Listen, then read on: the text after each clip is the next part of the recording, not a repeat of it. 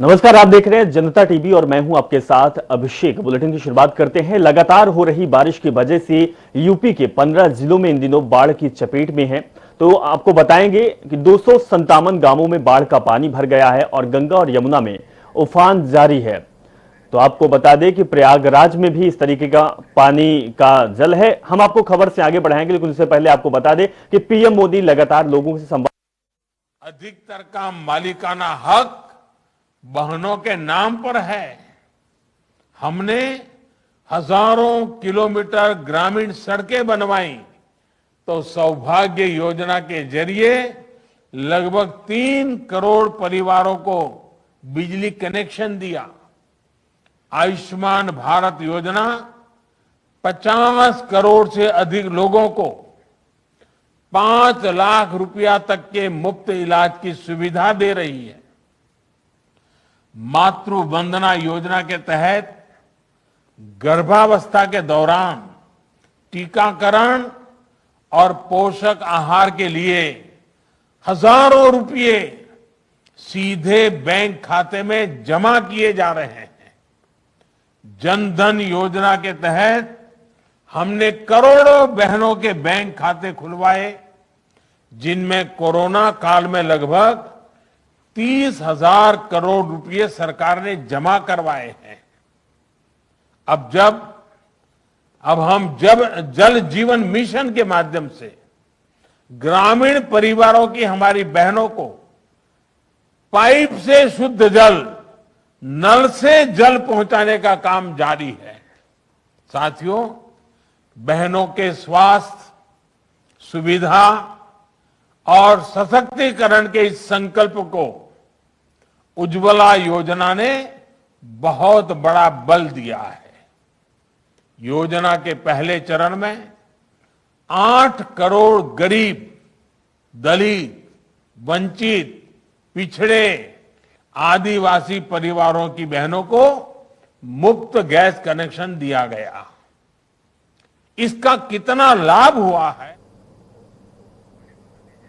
तो हम पीएम मोदी को लाइव तस्वीर दिखा रहे थे, जहां पे उज्ज्वला योजना के लाभार्थियों को उनका योगदान दिया गया है। प्लस लगातार पीएम मोदी इस तरीके की जो अपनी योजनाएं चला रहे हैं, लोगों से उस बात को रख रहे हैं। साथ में लोगों का ध्यान रखने हुए जो अभी महोबा में उज्ज्वला योजना की शुरुआत हुई है, उससे सीधे बातचीत कर रहे थे और योजना के बारे में जानकारी साझा कर रहे थे। चलिए अब ताबड़तोड़ खबरों की शुरुआत करते हैं। लगातार हो रही बारिश की वजह से यूपी के 15 जिले इन दिनों बाढ़ की चपेट में है। 257 गांवों में बाढ़ का पानी भर गया। गंगा और यमुना में उफान जारी है। प्रयागराज के गंगा पहले से ही खतरे के निशान के ऊपर बह रही, लेकिन अब यमुना भी खतरे का निशान पार है। वाराणसी में भी गंगा खतरे के निशान से ऊपर है। इस बाढ़ की समीक्षा के लिए सीएम योगी आदित्यनाथ आज हमीरपुर और जालौन जिले का हवाई सर्वेक्षण करेंगे। इसके साथ ही इन दिनों डीएम के सीएम खुद बैठकर राहत और बचाव कार्यों की समीक्षा भी करेंगे। तो लगातार बाढ़ की स्थिति की वजह से अब सीएम योगी आदित्यनाथ इसमें पहल की है। इससे पहले सीएम ने बाढ़ पीड़ितों की हर संभव मदद का भरोसा दिया। वहीं पीड़ितों को बाढ़ग्रस्त इलाकों के बाहर निकालकर सुरक्षित जगहों पर पहुंचाने का काम भी जारी है। सेना लगातार इस काम में सक्रिय है। तो लगातार बाढ़ के कारण अब प्रशासन और शासन दोनों सक्रिय नजर आ रहे हैं। बसपा का प्रबुद्ध वर्ग सम्मेलन और मेरठ और बिजनौर में आयोजित किया गया। इस कार्यक्रम में मुख्य अतिथि बसपा के राष्ट्रीय महासचिव और राज्यसभा सांसद सतीश चंद्र मिश्रा होंगे। वेस्ट यूपी की बसपा एक बार फिर दलित ब्राह्मण समीकरण साधना चाहती है। 2007 के बाद पुनः ब्राह्मण दलित समीकरण पे लौटकर पार्टी वेस्ट यूपी के ब्राह्मणों को मनाने का आगाज कर चुकी है। इस सम्मेलन को पार्टी ने प्रबुद्ध वर्ग के सम्मान, सुरक्षा और तरक्की को लेकर विचार संगोष्ठी का नाम दिया है।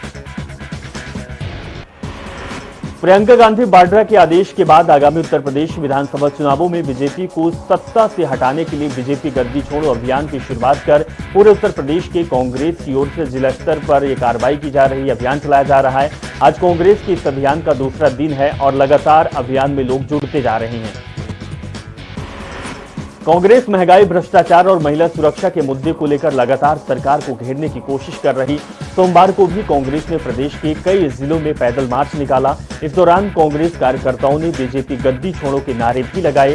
साथ ही आगामी उत्तर प्रदेश विधानसभा चुनाव तक ऐसे ही आंदोलन लगातार जारी रहने की बात कही गई।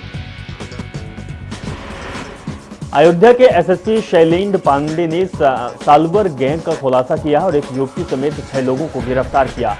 आरोपियों पर टीजीटी परीक्षा के दौरान कोतवाली नगर के आदर्श इंटर कॉलेज में दूसरे के स्थान पर परीक्षा देने का आरोप है।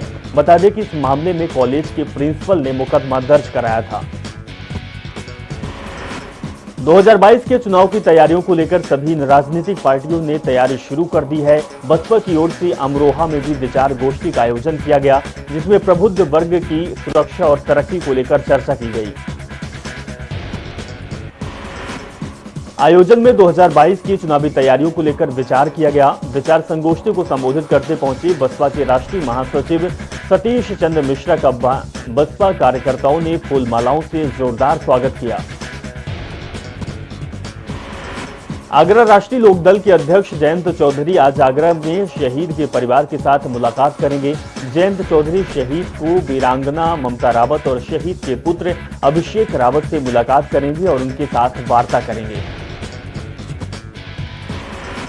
वहीं इस मामले को लेकर सपा अध्यक्ष अखिलेश यादव ने ट्वीट किया है। अखिलेश यादव ने ट्वीट करते हुए लिखा है कि अगस्त क्रांति दिवस के एक दिन पहले आगरा के पुलवामा के अमर शहीद की पत्नी और बेटे को शहीदों के लिए घोषणाओं की पूर्ति की मांग करने के लिए मुख्यमंत्री से मिलने न देकर थाने भेज देना अति निंदनीय रहा। भाजपाइयों ने कभी शहादत नहीं दी, वे शहीदों का सम्मान करना क्या उनको जानते तक नहीं है। उत्तर प्रदेश में कोरोना की दूसरी लहर पर नियंत्रण बना हुआ है। बीते 24 घंटे में प्रदेश में 2,15,474 सैंपल की टेस्टिंग की गई, जिनमें से 23 नए संक्रमित मिले, जबकि 43 मरीज स्वस्थ होकर डिस्चार्ज हुए। 24 घंटे में इस दौरान टेस्टिंग में 60 जिलों में संक्रमण का एक भी नया केस सामने नहीं आया, जबकि मात्र 15 जिलों में इकाई अंक में ही संक्रमित मरीज मिले। प्रदेश में वर्तमान में एक्टिव कोविड केस की संख्या 570 है। प्रदेश में अब तक 6,76,91,677 कोविड सैंपल की जांच की जा चुकी है। कोरोना वायरस संक्रमण की रिकवरी दर 98.60% है। इसके साथ ही बीते 24 घंटे में दैनिक पॉजिटिविटी दर 0.01% रही। अलीगढ़, अमेठी, चित्रकूट, एटा, फिरोजाबाद, गोंडा, हाथरस, पीलीभीत और प्रतापगढ़ में कोविड का एक भी मरीज नहीं मिला। यह जिले कोविड संक्रमण से मुक्त मिले। प्रदेश में अब तक 5,36,10,000 से अधिक कोविड वैक्सीन लगाई जा चुकी है। वहीं 4,52,13,000 से अधिक लोगों से कम कोविड की एक खुराक ली। वहीं 83,97,000 से अधिक लोगों ने टीके की दोनों डोज प्राप्त कर ली है। यह किसी एक राज्य द्वारा किया गया सर्वाधिक वैक्सीनेशन है। राज्य विधि आयोग के अध्यक्ष न्यायमूर्ति आदित्यनाथ मित्तल आज सीएम योगी आदित्यनाथ को जनसंख्या नियंत्रण कानून का मसौदा सौंप सकते हैं। विधि आयोग ने लगभग पूरा मसौदा तैयार कर लिया है। इसमें 2 से अधिक बच्चों के माता पिता को स्थानीय निकाय चुनाव लड़ने के रोकने की सिफारिश की गई है। साथ ही मसौदे में वन चाइल्ड पॉलिसी को प्रोत्साहन देने पर भी जोर दिया गया। विधि आयोग ने 260 पेज के मसौदे में विभिन्न वर्गों को सुझावों को शामिल किया। बताया यह भी जा रहा कि सरकार मानसून सत्र की विधेयक सदन में ला सकती है। राष्ट्रपति रामनाथ कोविंद 26 अगस्त को राजधानी लखनऊ आएंगे। इस दौरान वे बीबीयू के कार्यक्रम में शामिल होंगे, जिसके बाद राष्ट्रपति 28 अगस्त को गोरखपुर जाएंगे और आयुष विश्वविद्यालय का शिलान्यास तथा गोरक्षनाथ मंदिर विश्वविद्यालय में अस्पताल भवन का भी उद्घाटन करेंगे। गोरखपुर में शिलान्यास और उद्घाटन करने के बाद राष्ट्रपति रामनाथ कोविंद 29 अगस्त को प्रेसिडेंशियल ट्रेन से अयोध्या जाएंगे, जहां रामलला के दर्शन करेंगे। नेशनल ग्रीन ट्रिब्यूनल की उत्तर प्रदेश से जवाब मांगा है, जहां पर एनजीटी ने जवाब में ये कहा कि मेरठ से प्रयागराज तक प्रस्तावित गंगा एक्सप्रेस वे के निर्माण में तालाब, जलाशय और पेड़ तो अवैध तरीके से नष्ट तो ही नहीं किए जा रहे, बल्कि उनको दुरुपयोग भी हुआ जा रहा है। एनजीटी ने यह भी पूछा कि अगर ऐसा हो रहा है तो क्या कोई सुधारात्मक कार्रवाई भी की गई या नहीं। तो एनजीटी के अध्यक्ष जस्टिस आदर्श कुमार ने अपर मुख्य सचिव राजस्व से कहा कि वे केंद्रीय प्रदूषण नियंत्रण बोर्ड से समन्वय कर इसका पता लगाएं। देश की नामी चाय पत्ती कंपनी मोहिनी चाय के मालिक के परिवार में फूट पड़ गई है। भाइयों के बीच का विवाद अब थाने तक पहुंच गया। कंपनी के डायरेक्टर दिनेश चंद्र अग्रवाल ने अपने बड़े भाई और कंपनी के मैनेजिंग डायरेक्टर रमेश चंद्र अग्रवाल पर 2 करोड़ 40 लाख रुपए के फ्रॉड का आरोप लगाया है। इस मामले में दिनेश चंद्र अग्रवाल ने बड़े भाई रमेश अग्रवाल, भाभी अमिता अग्रवाल समेत कई लोगों पर थाने में धोखाधड़ी और एफआईआर दर्ज कराई। यस बैंक के अफसरों ने भी इस धोखाधड़ी के शामिल होने का आरोप बताया गया। दिनेश चंद्र अग्रवाल का आरोप है कि एमडी रमेश चंद्र ने बोर्ड ऑफ डायरेक्टर को सूचना दिए बगैर 2 करोड़ 40 लाख का लोन करा लिया और इतना ही नहीं, इसमें से 70 लाख रुपए अपने निजी खाते में ट्रांसफर करा लिया गया। ये लोन लॉकडाउन के दौरान केंद्र सरकार की ओर से कंपनियों को दिए जा रहे राहत के नाम पर करवाए गए थे। सीएम योगी आदित्यनाथ आज बुंदेलखंड एक्सप्रेस वे के निर्माण कार्यों का हवाई सर्वेक्षण करेंगे। इस एक्सप्रेस वे में काम लगभग 70% पूरा हो गया। दिसंबर तक मुख्य कैरेजवे काम पूरा हो जाएगा। बुंदेलखंड एक्सप्रेस वे में चित्रकूट के भरतकूप के पास से शुरू होकर बांदा, हमीरपुर, महोबा और औरैया होते हुए इटावा के कुदरैल गांव के पास आगरा एक्सप्रेस वे से जुड़ेगा। इससे बुंदेलखंड के राष्ट्रीय राजधानी दिल्ली तक आने जाने में समय और संसाधनों की बचत होगी। डीजल और पेट्रोल की खपत घटने से प्रदूषण भी घटेगा। बरेली के फतेहगंज पश्चिमी थाना क्षेत्र के धनेटा फाटक के पास कपड़ा व्यापारी गिरीश गुप्ता के घर नकाबपोश बदमाशों ने डाका डाल दिया। 5 लाख नगद सहित लाखों के जेवरात पर हाथ साफ कर दिया। साथ ही व्यापारी को जमकर पीट कर पुलिस ने रिपोर्ट दर्ज कराने पर जान से मारने की धमकी देकर फरार हो गए। श्रावस्ती के भिंदगा नगर पालिका के शिवाजीपुरम में अवैध कब्जे को लेकर लोगों ने रास्ते पर प्रदर्शन किया। 150 परिवारों ने डीएम को पत्र सौंपकर पलायन से रोकने की मांग की। आरोप है कि 25 सालों से नगर निकाय में शामिल मोहल्ले में समस्याओं का अंबार लगा हुआ है, जिसका अभी तक कोई हल नहीं निकला। बिजनौर के चांदपुर थाना क्षेत्र के सरगम सिनेमा रोड पर इलेक्ट्रॉनिक की दुकान में भीषण आग लग गई। शॉर्ट सर्किट से लगी इस आग के कारण लाखों रुपए का नुकसान हुआ। वहीं सूचना पर पहुंची पुलिस और फायर ब्रिगेड ने आग पर काबू पाया। हजरतगंज और विभूतिखंड थाने में आयोसिस वेलनेस सेंटर के नाम पर ठगी करने को लेकर एक एफआईआर दर्ज कराई गई। थाने में दर्ज इस मुकदमे में अब पुलिस ने पूछताछ शुरू कर दी। बता दें कि दर्ज हुई एफआईआर में आयोसिस कंपनी के कुछ लोगों पर 2.5 करोड़ रुपए वसूलने का आरोप लगाया गया। वहीं इस पूरे मामले में शिल्पा शेट्टी और उनकी मां का नाम भी सामने आया। शिल्पा शेट्टी को कंपनी का चेयरमैन और उनकी मां सुनंदा शेट्टी को कंपनी का डायरेक्टर बनाया गया था। अयोध्या में राम जन्मभूमि पर मंदिर निर्माण का काम जारी है। इस बीच राम भक्तों के लिए खुशी की खबर ये है कि अब परिसर में रामलला के दर्शन के साथ मंदिर निर्माण भी अपने आंखों से देख सकते हैं। इसके लिए रामलला दर्शन मार्ग पर राम झरोखा बनाया गया है। करीब 15 फीट राम झरोखे से रामलला का दर्शन करने आने वाले श्रद्धालु मंदिर निर्माण का काम देख सकते हैं। राम जन्मभूमि तीर्थ क्षेत्र ट्रस्ट ने इसकी व्यवस्था की। ट्रस्ट ने करोड़ों राम भक्तों की इच्छा को ध्यान में रखते हुए इंतजाम किया। बुलंदशहर के थाना जहांगीराबाद क्षेत्र के गुरावली गांव में 2 पक्षों में जबरदस्त मारपीट का वीडियो सोशल मीडिया पर वायरल हो रहा है। वायरल वीडियो में कुछ लोग मिलकर एक युवक को बेतहाशा पीट रहे हैं। वहीं मारपीट का वीडियो सहकारी समिति पर यूरिया लेने के दौरान का बताया जा रहा।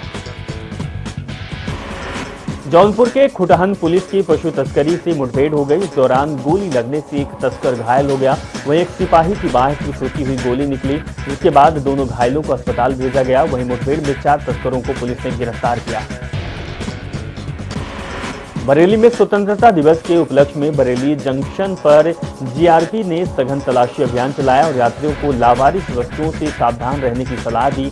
प्लेटफॉर्म सर्कुलेटिंग एरिया पर पर्सनल और ट्रेन से एचएचएमडी के सहयोग से सघन चेकिंग अभियान चलाया। प्रयागराज में लगातार जलस्तर बढ़ने की वजह से खतरे के निशान से गंगा यमुना 1 मीटर ऊपर बह रही है। जलस्तर तेजी से बढ़ने की वजह से प्रयागराज के छोटा बखाड़ा, राजापुर और कई निचले इलाकों में बाढ़ के पानी भर गया। आलम यह है कि अधिकतर घरों में 1 मंजिला मकान तक डूब गया और प्रयागराज में बनाए गए राहत कैंपों में लोगों ने अपना आशियाना बना लिया। बढ़ते जलस्तर को देखते हुए प्रयागराज के डीएम, कमिश्नर, एसएसपी, आईजी सभी बाढ़ग्रस्त इलाकों का दौरा कर रहे हैं। तो वहीं एनडीआरएफ, एसडीआरएफ और जल पुलिस को भी बाढ़ग्रस्त इलाकों में लगाया गया है ताकि बाढ़ में फंसे लोगों को सुरक्षित स्थानों पर पहुंचाया जा सके। लखनऊ के डालीबाग जैसे पौष इलाके में सटे बालू अड्डा क्षेत्र की उल्टी दस्त और डायरिया का कहर लगातार जारी है। 2 दर्जन से अधिक बच्चे बीमार हो चुके हैं। वहीं डायरिया की वजह से 2 बच्चों की मौत भी हो चुकी है। स्थानीय निवासियों ने बताया कि रविवार को यहां गंदे पानी की सप्लाई हो रही है, जिसकी वजह से काफी लोगों को उल्टी दस्त की शिकायतें आ रही है। हमीरपुर जिले में भीषण बाढ़ के बीच युवक पानी में मौत की छलांग लगाता दिखाई दे पड़ा। हमीरपुर की यमुना और बेतवा नदियां खतरे के निशान से 4-4 मीटर ऊपर बह रही, जिससे चारों तरफ पानी ही पानी भरा हुआ है। बरेली में शहर कोतवाली पुलिस को बड़ी सफलता हाथ लगी। पुलिस ने 24 घंटे के अंदर 5 माह की बच्ची का अपहरण का खुलासा कर लिया। बता दें कि एक दिन पहले ही दामोदर पार्क के पास बच्ची का अपहरण हुआ था, जिसका छानबीन में पुलिस ने 2 महिलाओं समेत 3 लोगों को गिरफ्तार कर लिया। अलीगढ़ में पुलिस ने सस्पेंड चल रहे ताऊ ने भतीजे को पीट कर मौत के घाट उतार दिया। आरोप है कि घर के अंदर हाथ पैर बांधकर युवक को डंडों से जमकर पीटा गया और आरोपी घटना के बाद मौके से फरार हो गया। वहीं हत्या के पीछे का कारण पैसों का लेना देना बताया जा रहा है। बदायूं के अलापुर थाना इलाके में हाईवे पर एक तेज रफ्तार कार पलट गई, जिससे कि कार सवार 5 लोग घायल हो गए। जिसके बाद सूचना पर पहुंची पुलिस ने कार को रास्ते से हटवाया। औरैया जनपद के 2 तहसीलों में 24 ग्राम पूरी तरह से बाढ़ की चपेट में आ चुके हैं। इन 24 गांवों में बाढ़ का पानी घुस जाने से लगभग 80% जनजीवन प्रभावित हो रहा है। ग्रामीणों के बने घरों में पानी से डूब जाने की वजह से इन ग्रामों के ग्रामीण जिला प्रशासन और ग्राम प्रधान के द्वारा ऊंचे सुरक्षित स्थानों में टेंट लगाकर जीवन गुजारने को विवश है। कानपुर देहात के कोतवाली अकबरपुर क्षेत्र में जिला मुख्यालय रोड पर नशे में धुत पुलिसकर्मी ने रोड पर जमकर हंगामा काटा, जिसका वीडियो सोशल मीडिया पर जमकर वायरल हो रहा है। हरदोई के पिहानी कोतवाली इलाके में एक पेड़ के नीचे कच्ची शराब बनाने का वीडियो सोशल मीडिया पर वायरल हुआ। किसी व्यक्ति ने वीडियो बनाया और सोशल मीडिया पर वायरल कर दिया, जिसके बाद अपर पुलिस अधीक्षक ने बताया कि पूरे मामले में शराब बनाने वालों को गिरफ्तार कर शराब बरामद कर ली गई और कार्रवाई की जा रही है। फतेहपुर में केंद्र सरकार के खिलाफ महंगाई को लेकर कांग्रेस का अनोखा विरोध प्रदर्शन देखने को मिला। पेट्रोल डीजल के दामों में हुई बेतहाशा बढ़ोतरी को लेकर बाइकों को अर्थी निकालकर प्रदर्शन किया गया। फर्रुखाबाद में मोहम्मदाबाद कोतवाली क्षेत्र के ग्राम गैसिंगपुर के भट्टे के पास इटावा बरेली हाईवे के किनारे एक युवक का शव पड़ा मिला। सूचना के बाद मौके पर पहुंची पुलिस ने मृतक युवक के शव को कब्जे में लेकर जांच पड़ताल के लिए भेज दिया। मुरादाबाद में नगर निगम की लापरवाही के चलते वार्ड क्रमांक 36 के लोग थोड़ी देर की बारिश के बाद जलमग्न हुई कॉलोनी में रहने के लिए मजबूर हैं। स्थानीय लोगों का कहना है कि वह काफी बार नगर निगम के अधिकारियों से शिकायत कर चुके हैं, लेकिन अधिकारी सिर्फ आश्वासन देते हैं, न कि कॉलोनी में नालियां और न ही कॉलोनियों की साफ सफाई पर ध्यान देते हैं। बिजनौर के नहटौर थाना के धामपुर मार्ग पर 2 तेज रफ्तार बाइक आपस में भिड़ गए, जिससे कि एक की हालत नाजुक होने पर उसे अस्पताल में भर्ती कराया गया। वहीं दूसरे बाइक सवार को मामूली चोट आई है। शाहजहांपुर के गांव में दबंगों ने घर पर लाठी डंडों से हमला कर दिया। इस हमले के बाद वृद्ध की इलाज के दौरान मौत हो गई, जबकि दूसरा गंभीर रूप से घायल हो गया, जिसको जिला अस्पताल में भर्ती किया गया। बताया जा रहा है कि बच्चों के विवाद में दबंग ने घटना को अंजाम दिया। लखनऊ के थाना ठाकुरगंज की बालागंज चौकी के सामने सिटी कार्ट मॉल में बेसमेंट में शॉर्ट सर्किट के कारण भीषण आग लग गई, जिसके बाद फायर ब्रिगेड ने मौके पर पहुंचकर आग बुझाई और आनंद फानन में सिटी कार्ट मॉल को खाली करवाया गया। हरदोई में 3 साल पहले शिक्षक भर्ती प्रक्रिया और अभिलेखों की आपसी में गड़बड़ी के मामले में शिक्षा विभाग के 2 और लिपिकों को निलंबित कर दिया गया, जबकि एक लिपिक पहले ही निलंबित हो चुका है। इस मामले की शिकायत लोकायुक्त से की गई। इसका जांच के बाद यह कार्रवाई महानिदेशक स्तर से की गई है। गाजियाबाद के देहात क्षेत्र मसूरी थाने में मंदिर के अंदर सोए हुए महंत पर धारदार हथियार से जानलेवा हमला कर दिया। वहीं डासना स्थित देवी मंदिर पर पुलिस का कड़ा पहरा है, जिसके बावजूद मंदिर के प्रांगण में घटना को रात 3 बजे हुई है। बदायूं के दातागंज कोतवाली क्षेत्र के ग्राम झुकसा में 2 पक्षों में मारपीट, पथराव और फायरिंग करने का वीडियो वायरल हो गया। वहीं पीड़िता सोनपाल ने कुछ लोगों के खिलाफ प्रदर्शन किया और कार्रवाई की मांग की। एक पक्ष का आरोप है कि पुरानी रंजिश के चलते दूसरे पक्ष ने बुजुर्ग को पीटा। वहीं दूसरे पक्ष का आरोप है कि पहले पक्ष ने उनके भतीजे के साथ लाठी डंडों से मारपीट की। उन्नाव के बेहटा मुजफ्फर थाना के प्रताप खेड़ा में बारिश का कहर लगातार जारी है। बारिश से दीवार के पास खेल रहे 2 बच्चे दीवार के मलबे में दब गए, जिससे कि गांव में कोहराम मच गया। वहीं दोनों को कड़ी मशक्कत के बाद ग्रामीणों ने बाहर निकाला और गंभीर हालत में सीएचसी में भर्ती कराया। चलिए इस खबर के साथ बुलेटिन में बस इतना ही। देखते रहिए जनता टीवी। नमस्कार।